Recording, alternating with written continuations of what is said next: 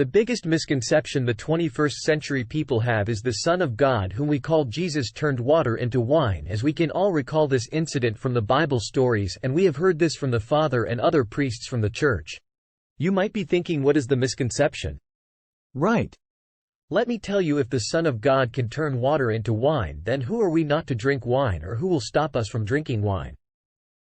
The Son of God whom we call the Messiah had a purpose in his life and wanted to show that there is a heavenly Father and wanted the humankind to worship him and follow his good paths. We, humans, are very funny and like contradicting things. We do exactly the opposite of what the scriptures teach us. Let me tell you a short story. Once upon a time, there was a young man named Alex who had been struggling with drug addiction for several years. He had started using drugs as a way to cope with the stress and difficulties in his life. But over time, his addiction had taken over and started to ruin his relationships, his health, and his future. One day, Alex woke up with a pounding headache and a feeling of overwhelming despair. He knew that he couldn't go on like this anymore, and he made the decision to quit drugs for good. It wasn't easy. He had tried to quit before and always ended up relapsing, but this time felt different. He was determined to make a change and to reclaim his life.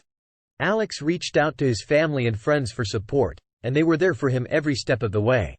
He also sought professional help, attending counseling and support group meetings to learn more about addiction and how to overcome it. The road to recovery was a long and difficult one, with many setbacks and challenges along the way. But Alex never gave up. He knew that quitting drugs was the best thing he could do for himself and his future, and he was willing to do whatever it took to achieve his goal.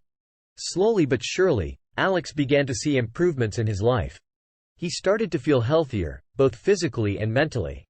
He reconnected with old friends and made new ones who supported his recovery journey. And he found new hobbies and interests that brought him joy and fulfillment. Years later, Alex looked back on his journey and felt proud of all that he had accomplished. Quitting drugs had been the hardest thing he had ever done, but it had also been the most rewarding. He was now living a happy and healthy life, free from the grip of addiction. My motive behind this second motivational video on saying no to drugs is just so clear. I want to save as many students, teenagers and humankind from this devil. Just imagine a life without addiction. If you like the video, please subscribe to it and let me know your views in the comments.